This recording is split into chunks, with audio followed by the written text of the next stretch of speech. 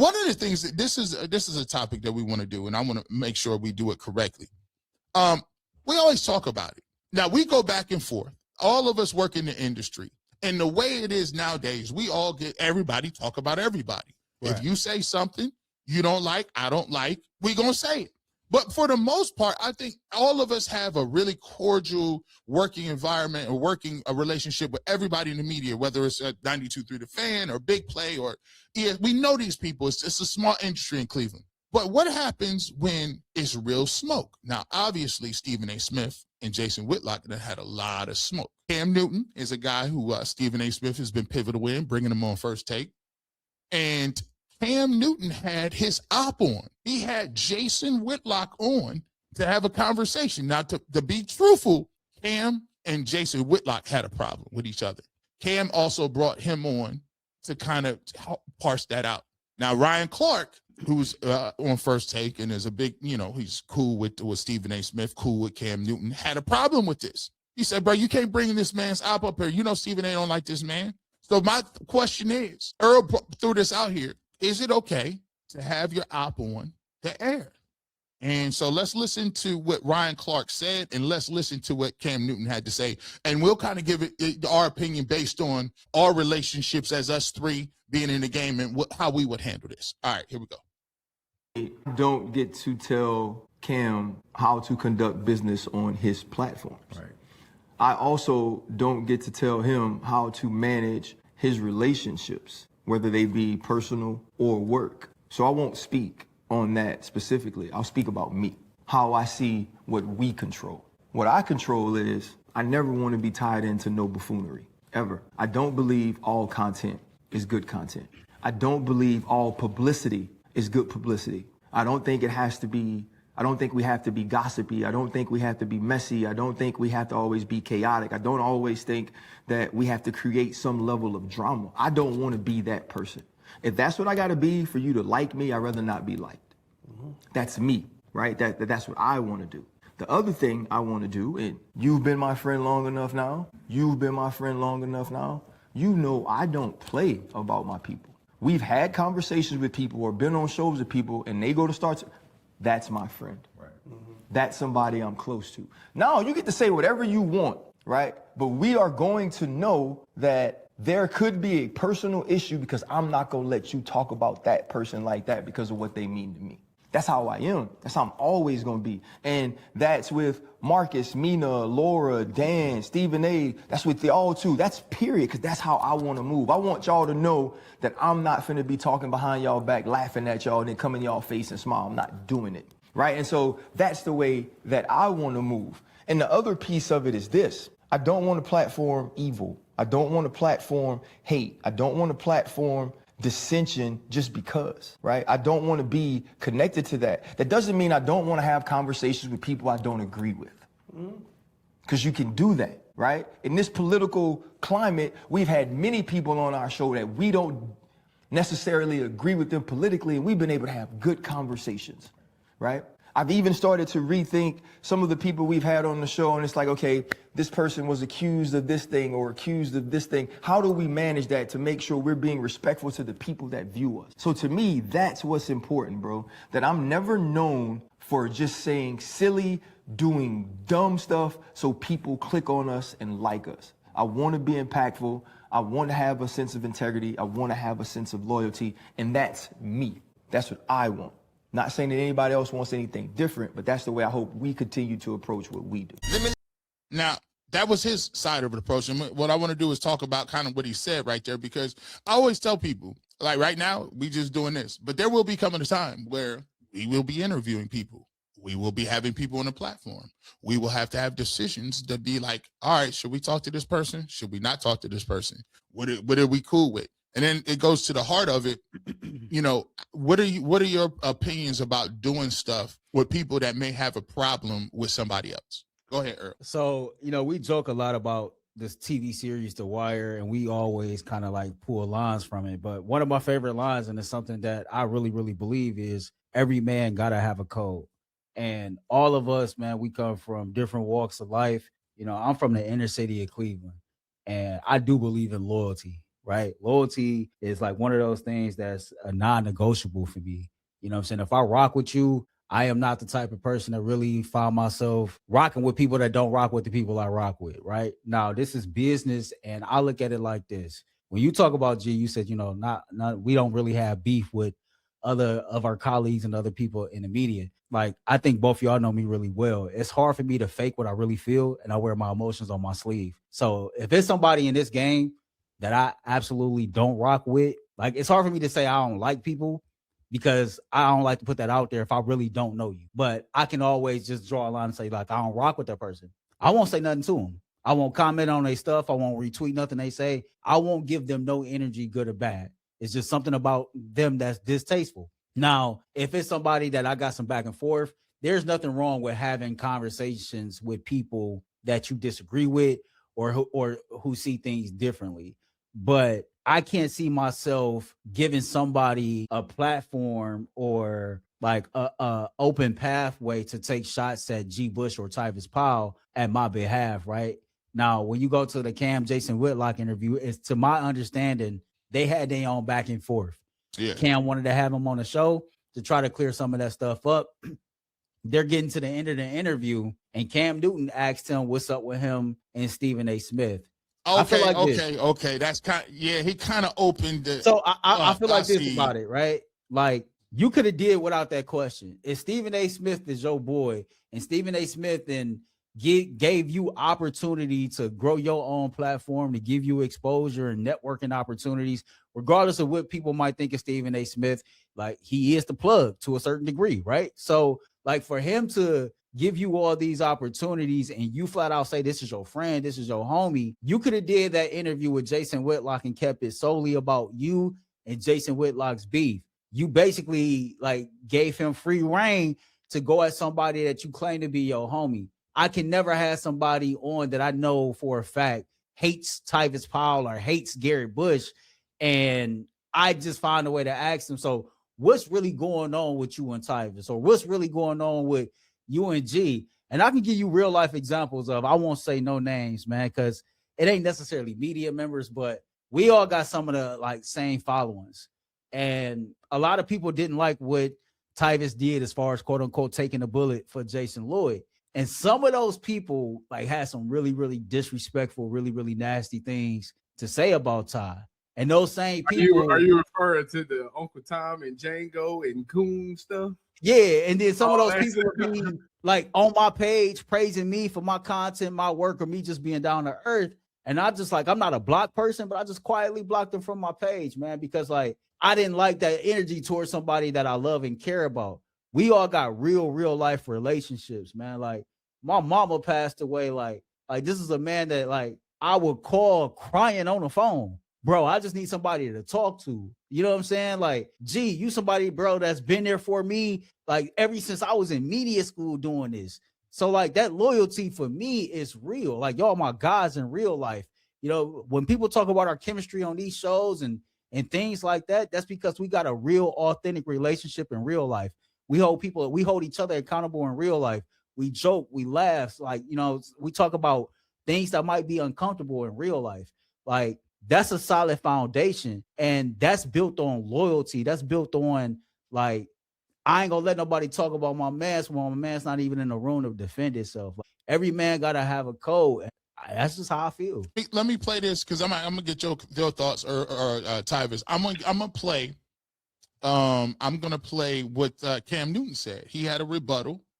You know, Cam, and then I'm gonna get your thoughts on the entire thing. Right? Let's get to it. From every man should fight their own battle. My brother, that was never your battle to fight. So why did you run to Twitter to fight somebody else's battle? If you knew the real, you would have known that Stephen A. Smith and I are good. When I had to think, I was counseled to even say, hey, bro, reach out to Stephen A., dog. Did I? Yes, I did. So he's saying he done reached out. He said he reached out to him. He said they good. And he said, maybe he said go give him his blessing. But we always said this before. I heard Irv Gotti tell Jay-Z or Irv's brother said this when he said he wanted to, he said, you know, when he told him, hey, you got a problem, he asked Jay-Z, he wanted to do a deal with Nas. He said, y'all ain't got no real beef. And Jay was like, no beef. And then he looked at Irv's brother like, come on now. Like, did Stephen A kind of just be like, it's cool, but he was supposed to know that you shouldn't have probably did that, Tyvus? First of all, I'm with Earl on this one. I'm with Earl 100%. Like, and you ain't got to block nobody. Right? People can say what they want to say. I appreciate you, but like, don't block nobody. You let people show you who they are. All right. And you just remember that. You just take note. You ain't got to block it. You freely allow people to show you who they truly are. And you just keep a note of it. So you'll unblock them people. But back to this though, like would never. That's like me going on the show. Like that's like me. Let's say I was doing the Browns, right? Let's say Nathan Segura was like publicly said, I don't like G. Bush at all. I can't stand G. Bush. You know, he went on Cleveland Browns Daily and said G. Bush is a clown. I don't believe nothing he say. There would be no world where I would ever do a podcast and say, Nathan, let's come up here and let's talk about this. That is clout chasing to me 100%. That right there is literally for clicks, and I don't respect that at all. Even if you gave me your blessing, if I was like, gee, I want to interview Nathan Segura, first of all, I would never do this. But even if you was like, you know what, it's cool. No, I'm not doing that. I'm not about to give another man a platform to continue to dog a person that I love and respect. Like that because real talk, I like shut the we cut the interview off. Let's cut it because you're not about to disrespect me while I'm standing right here. Like that, like that's the type of relationship that we got. So I don't respect Cam for doing that. Like that's one of them ones that's, I won't say he's fake for that, but that's like everybody. I guess you can allow your somebody that you rock with to have one incident that's like kind of fake, and you got to call them out on them. And it's like, all right, bro, don't do that no more. Like that's your one strike. Don't do that no more, right? And I'm hoping that that's what this is with Cam. I understand, like I say, Stephen A. might have gave him the blessing and all, but like, okay. So my thing I'm with Earl. Where he messed up at was giving him the avenue to talk about it. If he left it with just me, if it was just Cam and Jason's beef, all right, that ain't got nothing to do with that. But to bring up Stephen A. in a conversation that has nothing to do with Stephen A., that part is cloud chasing. That part you knew was going to get clicks. That part you knew people was going to ask about, and you took the time to try to ask that question just to get those clicks. That part I don't respect, and that's where I got the problem with it. If you want to interview him, fine, whatever. If y'all got beef and y'all want to hash y'all beef out, all right, that is what it is. But don't bring somebody that's not here to defend itself into it, knowing that they already went back and forth on pod. Yeah, man. I look at it like this, man. You know, it's so funny because I always say this. It's so difficult to navigate these waters because there's so many unwritten rules. And when you don't grow up in this media game and there ain't nobody that look like you or talk like you or come from the same culture as you, it's difficult to navigate these waters because, you know, they really want you. Like, to me, it's kind of sad to see Jason Whitlock and Stephen A. Smith. And I've had the ability, by the way, Jason Whitlock brought me on his show. I don't agree with a lot of things that Jason Whitlock has said. He brought me on his show after we had the DeMar Hamlin thing, and he didn't have to bring me on the show. And I grew up watching Jason Whitlock and Stephen A. Smith. I don't agree with some of the angles that he's where he's at now. And I don't think I would go on this show today because I'm at a different point. And I just don't, I'm at a point where I don't think I need that type energy. But it is sad to see two prominent black, some of the most prominent, you know, black media members going at it. But the thought process is this. You do have to navigate yourself because the reality of the situation is it is about the relationship. Stephen A. Smith reached out to Shannon Sharp when he was going through his thing, right? And he brought him on First Take. And Cam Newton, when he was getting into the industry, Cam got a specific way he think about life, and he brought him on First Take. So it is about the relationships. I do think one thing that I think is important, and the main thing that we get out of everything is if you're a black person in the media, nobody is big enough and strong enough to stand on their own in terms of we don't need nobody else. Nah, you ain't nobody big enough because we don't own stations. We don't own none of that. It ain't nobody that's program directors that look like us. It ain't nobody out there that owns stations that look like us. So what you have to do is you got to tell yourself, I ain't never too big. I independent. Shout out to the independent media that's doing it. And I believe that at some point in time, we do have to be loyal, and we have to be loyal to invest in ourselves. And I think one of the things that I want to bring back full circle is this is an opportunity for us to to get in and be unapologetic and talk about our stuff and talk about what we want to do and talk about our culture and talk about what we bring to the table. And it's okay to say we want to talk about our music and our culture and what we like to go through. And we come up from all different places. We go all different places and walks of life.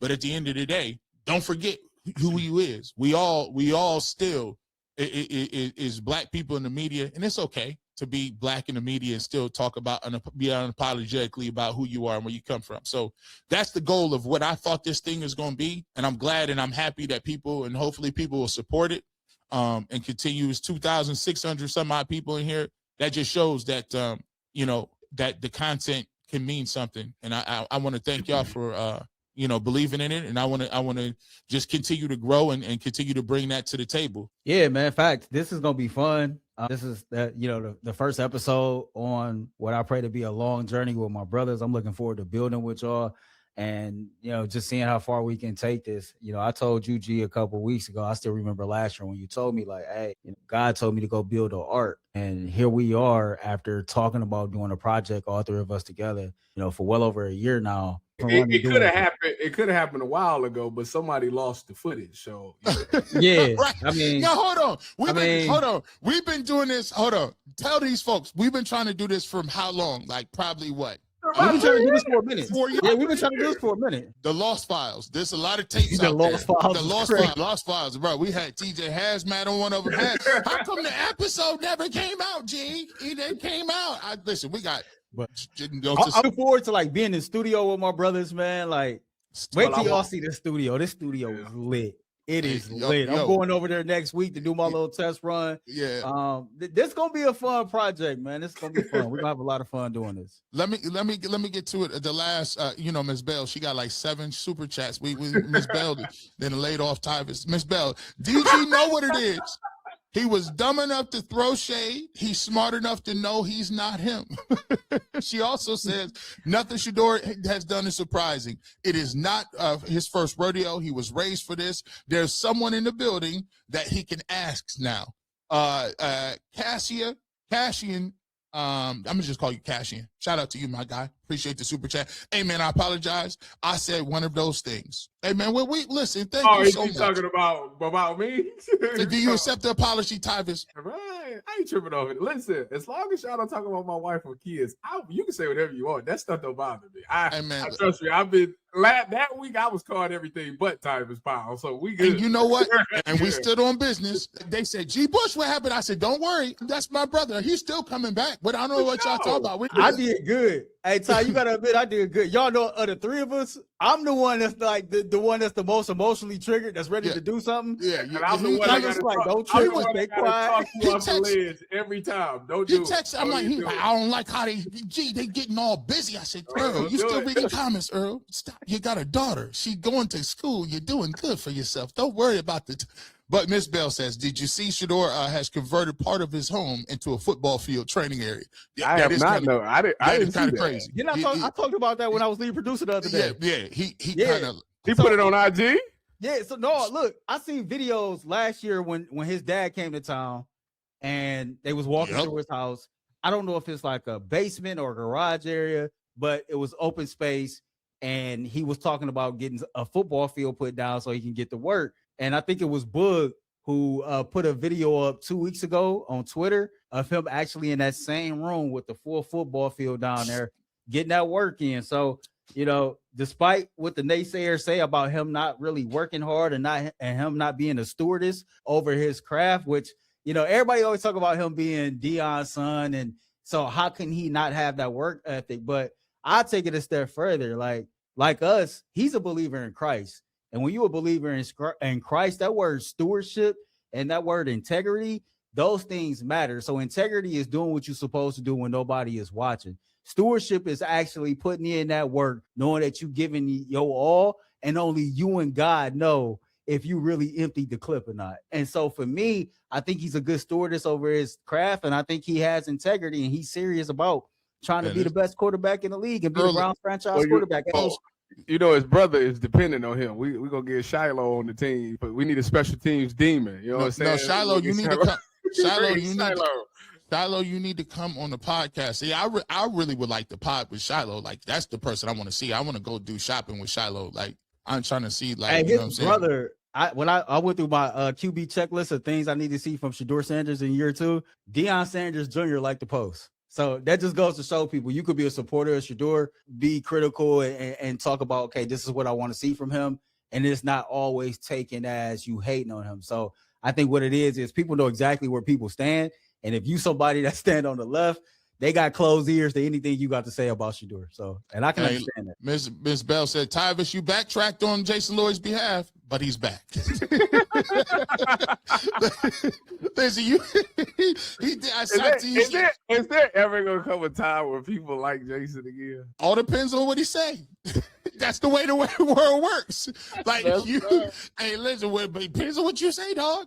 So you think how Coach Prime feel when his son is being talked about, Tyvis? Same way you feel about yours. Damn, Jason Lloyd. Damn. I will say this. That's why listen, when Deion said what he said after the season was over and he was talking to them reporters, I was like, I feel that. He was like, why you? He said, you knew that they was telling lies about my son and you said nothing. And I was like, hey, I would do the same thing. I pull up and don't play about my kids. Hey, man, listen. Hey, let's talk about this, man. This has been a successful first show. Every Wednesday, 6 o'clock. Tyvis, let them know they want your socials out there. They want to follow on Twitter. Make sure you're checking this out. Yeah, so they can cuss me out about Jason. At one Tyvis on Instagram and Twitter. Yeah, you could always hit me up. Shoot me. You want to talk to me private? I think my DMs is open on both. I think I checked both of them. So, if you want to say something crazy or, you want to talk one-on-one, we could do it. I don't really want to do that. I don't like to do that. The craziness is over. Even if you got a problem with something I said and you want to talk, like just shoot me a DM. I don't really want to do the public back and forth stuff. I don't like doing that. But you shoot me a DM, we could talk about it for sure. Earl, what you got? Earl, and if he blocks you, he's not unblocking you. So that's freedom, Earl. Free whoever it is. That's how I got hacked, man. I was like, somebody sent me a DM and I was just trying to be a supporter and I clicked the link thinking I was supporting the damn page. So don't slide my DMs, bro. I'm probably not gonna open it. I'm just okay. Hey, listen. Hey, he done disappeared off that one. Hey. Like, but for real, dog, you can follow me at Earl _216. You can just follow me, Earl Pearl 216 on Instagram. But yeah, that's pretty much it, man. I'm easy to find. And if you guys send anything to me, my wife now has full control over all emails and text messaging. So don't send nothing wild because she will just either delete it. I haven't had access to it for weeks. So shout out to Rosie B. And but at GBush91 on Twitter. But if you want to, if you want to sponsor, if you want to be an advertiser, Fifth Dimension Media1 at gmail.com, Fifth Dimension Media1 at gmail.com. You want to talk about new Cleveland ideas. And by the way, we got a lot of ideas coming up. People have been saying they want to do a meet and greet. Y'all think we can get a meet and greet together, Tyvis and Earl? Do I need to pull up to the city? There we go. I'm down to do a meet and greet. I'm always down to do a meet and greet, man. I'm down to be a month. I better do it before June 2nd. You ain't gonna be nowhere with that, baby. With that being said, you never know what Jubas might show up radio, television, internet. But if you want the final cut, not the fresh cut, the final cut, you catch it every Wednesday at 6 p.m. Have a good rest of your day, and as always, you know what it is. Wrist up, go Browns.